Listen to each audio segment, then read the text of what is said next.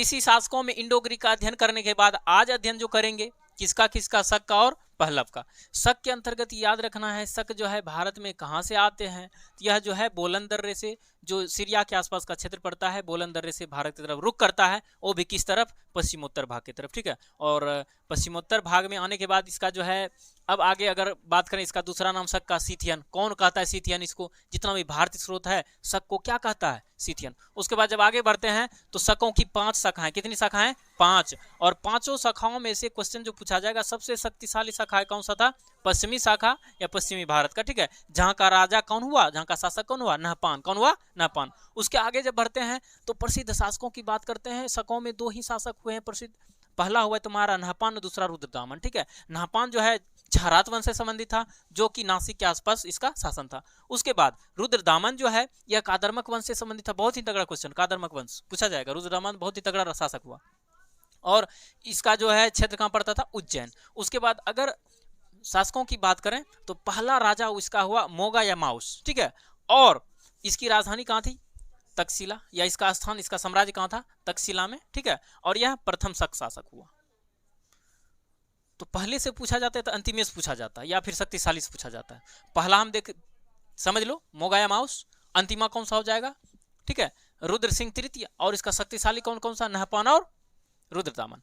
उसके बाद नहपान के बारे में यही है कि यह जो है शासक ना कहां पर हुए, पश्चिमी क्षेत्र में, जो शकों का सबसे शक्तिशाली शाखा था, ठीक है। और यह किस वंश से संबंधित था, छहरात वंश से, किस वंश से, छहरात। और इसका स्थान कहां पड़ता है, ठीक है, नासिक के आसपास का क्षेत्र। अब जो है यही नहपान किससे पराजित हुआ था, गौतमी पुत्र सातकर्णी से, ठीक है। और इसका हमें प्रमाण कहां से मिलते हैं, जो नासिक के आसपास है, जो गलथम्बी, उसके आसपास जो 8000 चांदी के सिक्के मिले हैं, उस पर जो है गौतमी पुत्र सातकर्णी और साथ ही साथ नहपान का नाम उत्कीर्ण, ठीक है। इसी से पता चलता है हमको कि गौतमी पुत्र सातकर्णी द्वारा किसको पराजित किया गया था, नहपान को। आगे बढ़ते हैं रुद्रदामन की तरफ। रुद्रदामन प्रथम की यही विशेषता था, इन्होंने सुदर्शन झील का मरम्मत करवाया था, स्वयं के खर्चे से सुदर्शन झील का मरम्मत करवाया था, ठीक है। ये क्वेश्चन आएगा। और अगर निर्माण की बात करें तो निर्माण, सुदर्शन झील का निर्माण किसने कराया था, चंद्रगुप्त मौर्य ने, चंद्रगुप्त मौर्य ने। अब आगे बढ़ते हैं, इनका और एक योगदान है, इन्होंने पहली बार संस्कृत में अभिलेख जारी किया, और वो कौन सा अभिलेख था, जूनागढ़ अभिलेख, ठीक है। किस भाषा में, संस्कृत भाषा में, ठीक है। उसके बाद आगे जब बढ़ते हैं, इसका अंतिम शासक क्या पर है, रुद्र सिंह तृतीय था, कौन था, रुद्र सिंह तृतीय। और यह जो है चंद्रगुप्त द्वितीय द्वारा पराजित किया गया था, किसको, रुद्र सिंह तृतीय को। और चंद्रगुप्त द्वितीय यानी कि विक्रमादित्य से ही हरा था, कौन, रुद्र सिंह तृतीय। अब आप जब जानते हो शक का शासन लूज होता है, कमजोर होता है, उसके बाद किसका सत्ता आता है, तो पार्थियन का या फिर पहलव का। और इसका अगर मूल निवास की बात करें तो पहलव कहां से आया था, ईरान के क्षेत्र से आया था भारत। और शक के बाद तो ऑटोमेटिक है, शक जब अंत होता है, शकों का अंत होता है तो कौन आता है, पार्थियन। ये तो बात हम समझ गए पॉइंट्स। उसके बाद इसकी वास्तविक संस्थापक की बात करें, कौन पार्थियन का स्थापना किया था, ठीक है, डेमेट्रियस आ जाता है, मिथ्रेडेट्स, कौन था, मिथ्रेडेट्स प्रथम। तो इसका पार्थियन का वास्तविक संस्थापक हुआ मिथ्रेडेट्स प्रथम, और इनकी राजधानी कहां थी, तक्षशिला। और प्रमुख शक्तिशाली की बात करें तो एक के शासक हुआ है, कौन सा, गोंडोफर्निज। और गोंडोफर्निज का दो नाम, कौन कौन सा, बिंदकर्ण और गुदुभर। बिंदकर्ण जो है फारसी में अर्थ होता है यश विजय, और गुदुभर का अर्थ क्या होता है, यह तख्ती अभिलेख, तख्ते बही अभिलेख से ही नाम मिलता है। और तख्ते बही अभिलेख किस भाषा में, खरोष्टी। उसके बाद क्या जानते हैं, एक जैसे गोंडोफर्निज को पढ़ते हैं, धीरे धीरे इसका जो है शासन कमजोर होने लगता है। उसके बाद कौन आता है, कुषाण। तो कुषाण, 4 शासकों के क्रम में हम लोग इंडो ग्रीक को समाप्त किए। उसके बाद आज जो पढ़ेंगे शक और पार्थियन, ठीक है। और एक क्लास आएगी जिसमें हम लोग जो है कुषाण वंश के बारे में पढ़ेंगे, ठीक है। हम बताए थे विदेशी शासकों में सबसे ज्यादा अगर साम्राज्य को विस्तार कर पाता है, सुदृढ़ कर पाता है, तो कौन कर पाता है, कुषाण। इसके अलावा जो इंडो ग्रीक होता है, शक, पार्थियन, छोटे छोटे साम्राज्य खड़ा करके और शासन करता है, कोई बड़ा साम्राज्य नहीं खड़ा कर पाता है। तो इनमें से सबसे ज्यादा सफल कौन होता है, कुषाण। तो कुषाण को नेक्स्ट क्लास में डिस्कस करेंगे। आज जो डिस्कस करने वाले हैं शक और पार्थियन, जिसको हम लोग पहलव भी बोलते हैं, ठीक है। तो चलो प्लॉट पर आते हैं, ठीक है। तो शक में पहला लिखा गया आगमन, यानी कि शक लोग जो भारत आया था, कहां से आया था, बोलन दर्रे से, ठीक है, जो सीरिया के आसपास का क्षेत्र पड़ता है, ठीक है। और वहीं बोलन दर्रे से जो है भारत तरफ रुख करता है। और यह जो है इसे शक को भारतीय स्रोत में जो है ना, शक को कहा गया है सीथियन, ठीक है। तो अगर कहीं पर क्वेश्चन दिख जाए सीथियन लिखा हुआ, तो सीथियन मतलब क्या समझोगे, शक, ठीक है। भारतीय जो स्रोत है, जो स्रोत है इतिहास के अध्ययन का, ठीक है, जिसके अंतर्गत जो है इस शक को क्या बताया गया है, सीथियन, यानी कि हम कह सकते हैं शक का दूसरा नाम क्या है, सीथियन, ठीक है। सीथियन मतलब शक, शक मतलब सीथियन, ठीक है। शाखाओं की बात करें तो शक का 5 शाखा था, याद रखना, और 5 शाखाओं में से सबसे प्रमुख, सबसे शक्तिशाली अगर था तो वह था पश्चिमी शाखा, ठीक है, जिसको हम लोग पश्चिमी भारत भी बोलते हैं, पश्चिमी शाखा। तो हम क्या बताएं, इनकी 5 शाखाएं थी। 5 शाखाओं का अगर बात करें कौन कौन सा शाखा था, अफगान था, अफगानिस्तान जिसको बोलते हैं, मथुरा, उसके बाद पंजाब जिसकी राजधानी तक्षशिला थी, पंजाब प्रांत था, इसका राजधानी कहाँ था, तक्षशिला। उसके बाद पश्चिमी भारत जिसको हम लोग पश्चिमी भाग भी बोलते हैं, और इनकी ये खास विशेषता है, इसका यही खासियत है कि यह जो है शाखाओं का सबसे प्रमुख, सबसे शक्तिशाली शाखा था, ठीक है। कौन सा, पश्चिमी शाखा, जिसको हम लोग पश्चिमी भारत भी बोलते हैं, ठीक है, याद रखना। उसके बाद ऊपरी दक्कन, ये 5 शाखाएं थी। अगर क्वेश्चन पूछ ले कि शाखाओं की कितनी शाखाएं थी, 5 शाखाएं, उन शाखाओं में से सबसे शक्तिशाली शाखा कौन सा था, पश्चिमी शाखा, पश्चिमी भाग, ठीक है, या पश्चिमी भारत जिसको बोल सकते हैं, सबसे शक्तिशाली था। और शक्तिशाली होने का वजह यही था कि वहां पर शक्तिशाली राजाओं का आगमन हुआ, रीजन यही था, क्योंकि बताएं जब जब शासक शक्तिशाली होता है, साम्राज्य भी शक्तिशाली हो जाता है, विस्तार हो जाता है, ठीक है, तो ये बात है। तो जरा ध्यान से समझो। अब जो है इसके अंतर्गत प्रसिद्ध शासकों की बात करें, 2 ही प्रसिद्ध शासक हुए हैं, प्रमुख, शक्तिशाली। इसमें क्या बताए, शासकों के अंतर्गत 2 प्रमुख शासक हुए हैं, प्रमुख, इसके अलावा और हुए हैं, लेकिन सबसे शक्तिशाली की बात करें 2 ही हुए हैं। एक हुआ है नहपान, दूसरा रुद्रदामन। नहपान कौन था, नहपान जो है किस वंश से संबंधित था, छहरात वंश से, ठीक है। अगर नहपान की बात करें, नहपान किस वंश से संबंधित था, छहरात वंश। और छहरात वंश जो है कहां से संबंधित था, तो नासिक से, यानी कि नासिक का जो क्षेत्र था, नासिक। और छहरात वंश में सबसे प्रमुख शासकों की बात करें तो कौन हुआ, नहपान। और यही नहपान है, इसकी कुछ खासियत है, कुछ विशेषता है, नीचे हम लोग पढ़ेंगे, फिलहाल यहाँ पर जानो। नहपान जो है छहरात वंश का था, जो कि छहरात वंश का शासन कहां पर था, नासिक के आसपास क्षेत्रों में, ठीक है। उसके बाद दूसरा था रुद्रदामन, ठीक है। और रुद्रदामन जो है कादर्मक वंश से संबंधित था, कादर्मक, किस वंश से, कादर्मक वंश से। और कादर्मक वंश की बात करें तो यह जो उज्जैनी के आसपास, उज्जैन जो पड़ता है, ठीक है, उज्जैन के आसपास इसका साम्राज्य था, ठीक है, किसका, रुद्रदामन का। और रुद्रदामन किस वंश से संबंधित है, कादर्मक, ठीक है, इतना याद रख लेना, बहुत तगड़ा तगड़ा क्वेश्चन हो गया। अब आगे बढ़ते हैं, प्रमुख शासकों की बात करते हैं। तो पहला शासक, ठीक है, शासकों में पहला शासक जो है इसको माना जाता है, ठीक है, मोगा या माउस को जो है प्रथम शक शासक माना जाता है, ठीक है, यहाँ पर लिखा भी गया है प्रथम शक शासक। और इसका जो स्थान है ना, तक्षशिला के आसपास है। तो अगर क्वेश्चन पूछेगा कि माउस जो है यह प्रथम शासक हुआ, जिसको मोगा भी बोलते हैं, इसका संबंध किस क्षेत्रों से है, तक्षशिला के आसपास से, तक्षशिला प्रांत से, वहीं पर इसका शासन था, इसका साम्राज्य था, ठीक है, किनका, मोगा का। और यह कौन सा हुआ, प्रथम शक शासक, ठीक है।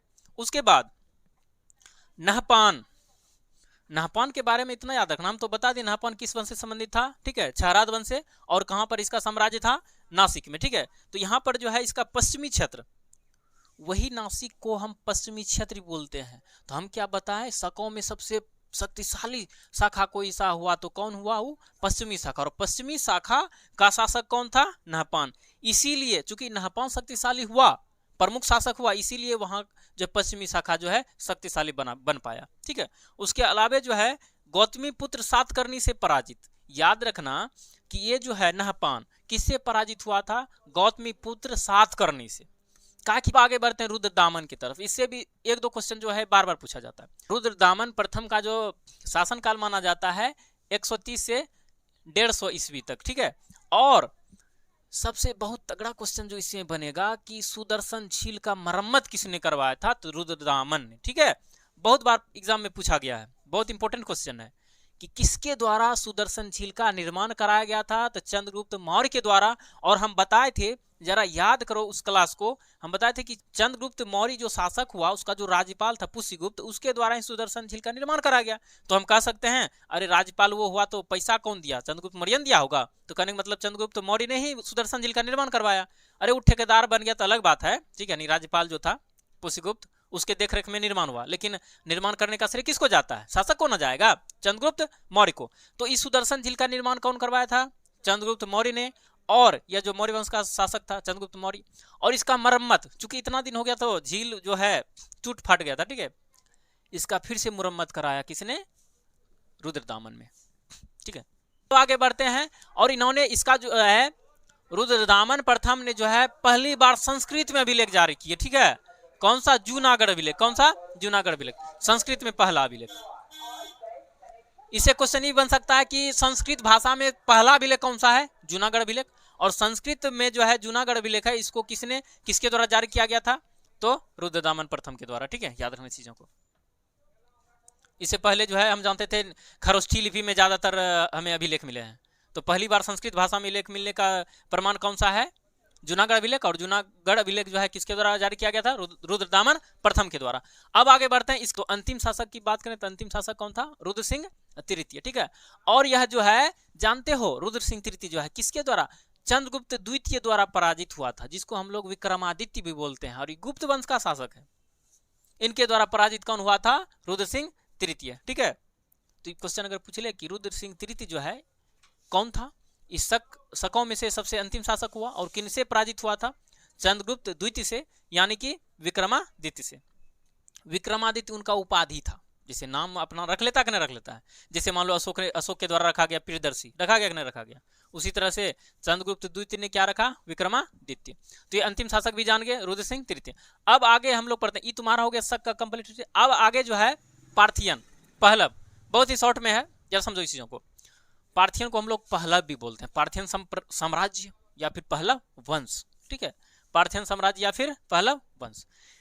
जानते इसका मूल निवास कहाँ था? ईरान। यानी कि अगर क्वेश्चन पूछ ले कि पार्थियन जो है कहाँ से भारत आए थे? ईरान से। कहाँ से? ईरान से, ठीक है। और शकों के बाद पार्थियन लोगों का आधिपत्य जानते हो, शक का जैसे अंत हुआ उसके बाद किसका आधिपत्य आता है? पार्थियन का। यानी कि हम जानते हैं जब वंश धीरे धीरे लूज होने लगता है, उसका एनर्जी जब लॉस होने लगता है, मतलब उसका शक्ति जब घटने लगता है, तो दूसरा वंश का स्थापना हो जाता है। वही बात है यहाँ पर, जब शक का शासन का अंत हुआ उसके बाद कौन सत्ता संभाल लेता है? पार्थियन, ठीक है। और इसका मूल निवास शासन कहाँ है? ईरान। अब आगे बढ़ते हैं। इसको पार्थियन साम्राज्य का, पहलव वंश का वास्तविक संस्थापक पूछा जाए तो क्या बताओगे? मिथ्रेडेट्स प्रथम, ठीक है। याद रखना चीजों को, बहुत इंपॉर्टेंट चीज है कि पार्थियन साम्राज्य का वास्तविक संस्थापक कौन हुआ? मिथ्रेडेट्स प्रथम, ठीक है। अब इससे जब आगे बढ़ते हैं, इसकी राजधानी की बात करें तो इसका राजधानी था तक्षशिला। अब पता है तुम लोग को, जब भी कोई विदेशी शासक भारत में आक्रमण करता है पश्चिमोत्तर भाग में, तो क्या पाया जाता है? उधर अफगान, सिंध और पंजाब प्रांत में जब आक्रमण करता है, अपना जब साम्राज्य स्थापित करने का प्रयास करता है, तो क्या देखता है? बीच में ना तक्षशिला बार बार आता है। इसलिए चूंकि सभी का राजधानी में देख रहे हैं तक्षशिला, क्योंकि तक्षशिला ना सामरिक दृष्टि से महत्वपूर्ण था। और तक्षशिला में जानते हैं विश्वविद्यालय भी था उस समय, ठीक है। और जब विश्वविद्यालय था बहुत बड़ा, जिसमें विदेशी स्टूडेंट सभी पढ़ने आता था, तो इसलिए इसका विशेषता ज्यादा था, खासियत। और जब विश्वविद्यालय था, आसपास में विकसित शहर था तक्षशिला, इसलिए इसको राजधानी बनाया जाता था तक्षशिला को। हर एक वंश को जो है तक्षशिला को ही राजधानी बनाता है। तो राजधानी हो गई तक्षशिला। और शक्तिशाली शासक की बात करें, इसमें सबसे तगड़ा, पार्थियन में सबसे तगड़ा शासक कौन सा हुआ? गोंडो फर्निज, ठीक है। गोंडो नामो है, गोंडा ऐसा, ठीक है। ये गोंडा ऐसा है, ये है, ठीक है, नाम अभी सच में गोंडा है। क्या जानते हो पार्थियन में जो है सबसे शक्तिशाली मजबूत कौन हुआ? गोंडो फर्निज। और गोंडो फर्निज का अगर अन्य नाम देखें, एक है बिंदकर्ण, जिसका फारसी में अर्थ होता है यश विजय। क्या होता है? यश विजय, ठीक है, यश को जीतने वाला, ठीक है। तो याद रखना, अगर पूछेगा गोंडो फर्निज का दूसरा नाम क्या है? बिंदकर। और बिंदकर्ण का अर्थ क्या निकलता है फारसी में? ठीक है, यश विजय। अब आगे बढ़ते हैं, इसका दूसरा नाम है गुदुवहर, ठीक है। क्या है? गुदुवहर। अरे इसको देखो उच्चारण सही, इसका नाम जो पढ़ते हैं ध्यान दो। तो इसका दूसरा नाम जो है गुदुवहर है। जानते हैं गुदुवहर नाम कहाँ से मिलता है हमें? ये जो है तख्ते बही अभिलेख है, ठीक है। और तख्ते बही अभिलेख जो है खरोष्ठी लिपि में उत्कीर्ण कराया गया है, तो याद रखना। और जानते हो पार्थियन के बाद जब पार्थियन का अंत हो जाता है, उसके बाद कुषाण का शासन आता है। किसका आता है? कुषाण का। क्रमिक रूप से पहले आया इंडो ग्रीक, ठीक है, हिंद यूनानी, उसके बाद आ गया शक, शक के बाद पार्थियन, ठीक है, जिसको पहला बोलते हैं। इसका भी जब अंत होगा तो कौन आ जाएगा? कुषाण, ठीक है। इस तरह से तुम्हारा कंप्लीट स्टडी हो गया किसका? शक का और पार्थियन का, ठीक है। एक बार री कर दे रहे हैं, सारा चीजों को समझ लो।